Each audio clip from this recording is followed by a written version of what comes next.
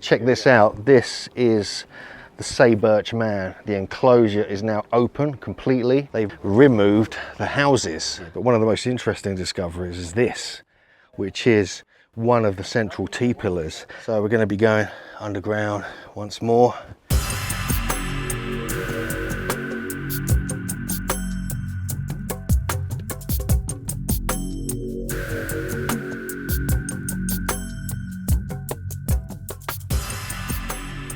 Just walking into Sayburç, Taş site, 11,000 years old, here in September 2024. Check this out, they've removed the houses. So this is literally incredible.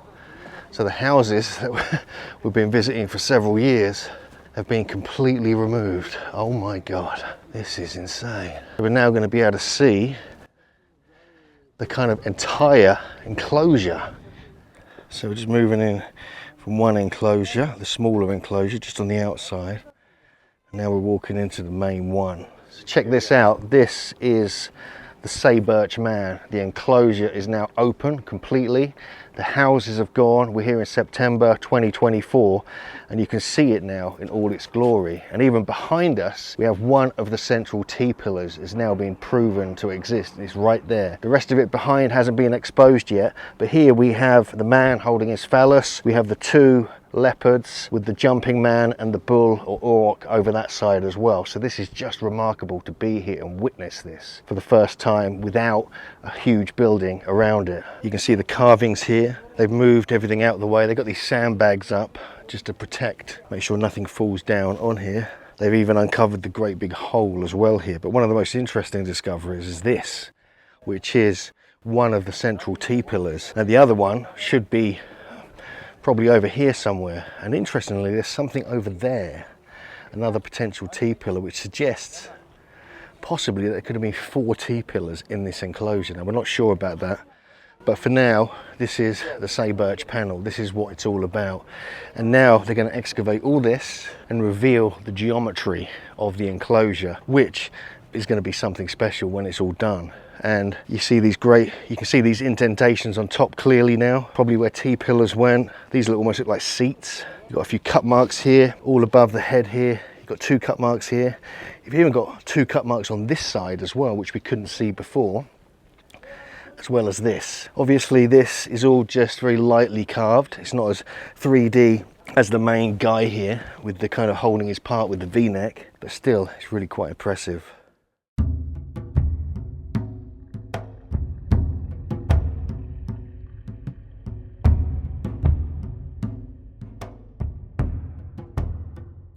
Look at these, you've got like 2 T-pillars, one kind of broken next to the main enclosure, but you also got this one here, which I find really interesting.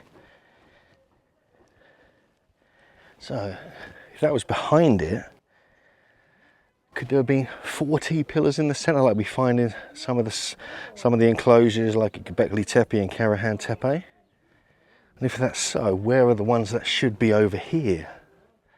I mean, it looks like it should be just underneath this. Can't really see them. There's a fallen kind of slab there. A little square here, look at this.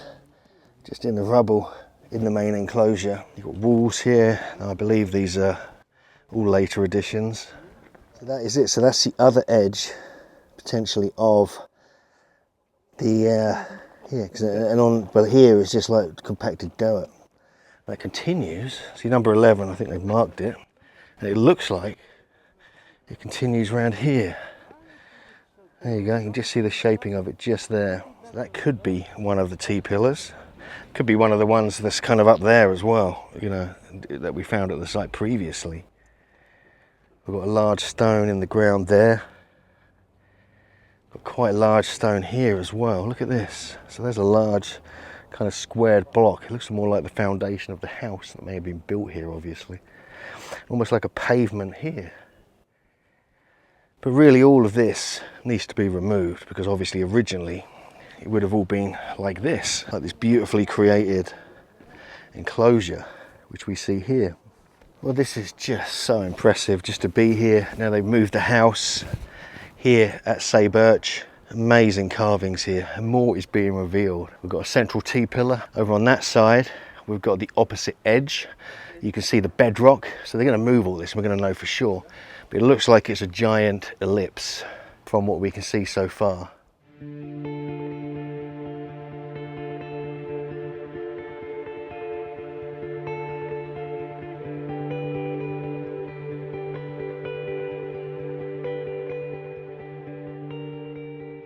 Let's have a close look at what is actually above, you know, on the kind of bedrock level above it. So we have a niche here, possibly two niches. They look like possibly T-pillars could have gone in them.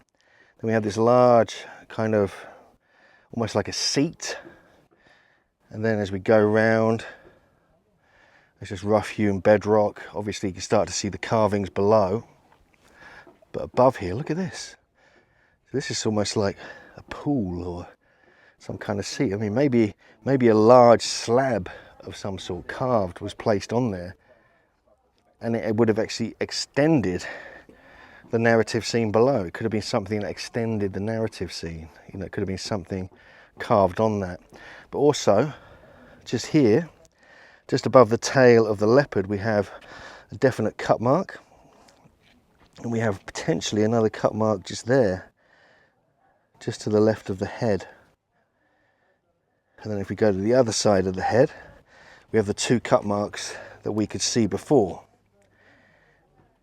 And also notice the actually the shaping inside this. Can you see that? It's potential shaping. Very, very interesting. Then it could be, it looks like a socket for a T-pillar right above the head. So that could have been like a T-pillar right on top of the gentleman holding his phallus. Then we have the large space. Again, we have another large, almost like a bench where people would sit. And then two more cut marks here, look, two more cut marks there. Very, very worn. And again, another indentation, possibly for a T-pillar, and another one there. So, very, very interesting. Obviously, we have the hole in the ground as well, which is also currently exposed. So here we're looking at it kind of from above. This is pretty amazing. So you can see all the shaping and all the rocks. If I stand here, I'm right above the dude here, right above him. So if we go upwards like this, just where that wall is over there, that is the complete shape of this elliptical or oval enclosure. This is quite remarkable. It's a very wide, it could be a circle, it could be a flattened B.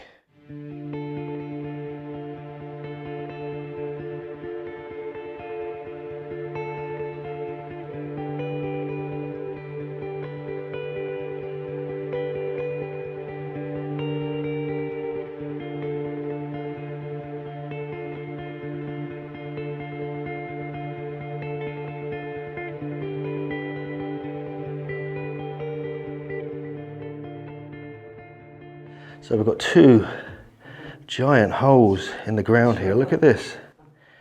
Two giant holes in the ground here. One with a kind of channel coming off it. So you've got like a bed type thing here, a little trough. And as you go up there, you've got like part of a wall that's being filled in. But as you continue upwards over the ceiling, they've left a huge gap there and put massive slabs of stone over the top. These are quite something. This is not something I saw last time because we had really bad lighting. Even up here as well, virtually above the doorway, we see a similar thing where we actually see what looks like megaliths. That could even be a T-pillar placed across there. It could be concrete, mind you. It could be Roman. We just don't know. This is very strange. You've got like striations and carvings. Obviously you've got these things here, which are hugely impressive. You've got two of these, one here, and actually they go right down, look. So there's like, you've got a circle in top, and then you've got like an area underneath it, and then this one here, even a cut mark, a couple of cut marks over there. And they're the steps carved out of bedrock coming down. So this is fascinating. I mean, yeah, we've got tethers here, animal tethers possibly. So this was probably used as well by later people, even up to the modern era.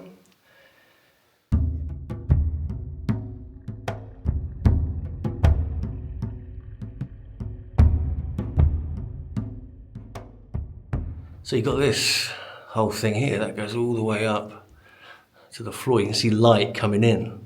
And then obviously you got these as well. So this is very odd. I mean, the estimates of this, I'd say, what, 20 feet wide, 18 feet wide, 18 by about 25 or something. And down here, obviously, you've got the whole underground chamber, which is more likely a water cistern. So you've got like a underground room with water cisterns, possibly for food storage as well, possibly for, you know, ceremonial activity because you're away from. These are the steps, the rock cut steps. We're heading back out now, but these are the rock cut steps inside the underground chamber here at Sayburç. We have all these artifacts in here, which could be from Taztepeler. So we're here at the 11,000-year-old site of Sayburç. And as you can see behind me, this is where the main enclosure is, just over there behind the tree. And that is now completely open to the elements. The whole house is gone, it's been removed. They've done a whole complete destruction removal job here. And amazingly, we're starting to see the shape of the enclosure in its entirety, with also one of the central T-pillars has now been discovered. And when all this comes out, I think we're going to see something remarkable. So this is one section, one excavation area, but now we're going to go and look at the second excavation area where much more has been exposed. So we're now in the southern excavation area. You can see how much rubble and dirt has been removed here in September 2024. We were here last in May and a huge amount is now being removed. Oh my goodness. So we're seeing lots more enclosures, lots more T-pillars all broken up. Oh, look at that T-pillar there. Oh my God. And you can see the way it's been carefully buried. Look at that. So that is, it's a really thin top, isn't it, as well, that one. Very, very interesting. Here's some of the exposed areas. They're excavating here currently. And these are the ones that have been documented by the archaeologists. There's hearths in there, there's various other features. So this is supposed to be half community, half domestic kind of structures. So let's just look at this lovely oh, look at that, that's even got a belt on it, this one. That one's even got a belt on it. Now that is something you don't see on many other pillars. So we've got quite a unique one here at Sayburç. So you've got the arm coming down the side, very similar to enclosure D, much smaller, probably like a quarter the height, or at least less than half the height. Got arm coming down the side, and you've got a beautiful belt. Now what is on the front of that, it will be very interesting when it's excavated. But look at the size of the enclosure. It's a tiny little enclosure, possibly the only pillar in it. So what on earth is going on here? They've obviously got down to the bedrock in this one. You can see that down there. So they've got the height of it there, but that's quite a unique T-pillar to me. We'll just come around the other side of that T-pillar, and you can see a V-neck on it as well. And you can just see the fact that it's got 7 or 8 stones in the perimeter. A beautiful kind of arms carved on one side of it.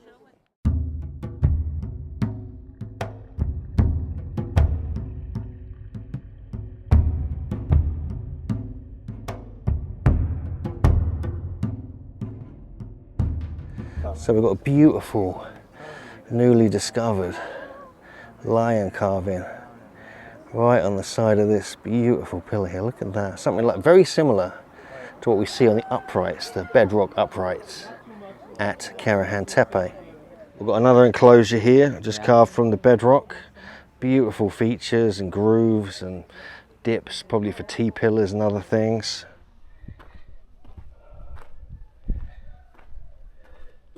So we're here at another enclosure on the far southern end of the site, and you can actually see it behind me here, the way it's carved out of the bedrock. There appears to be 2 sections of a dromos or a porthole stone.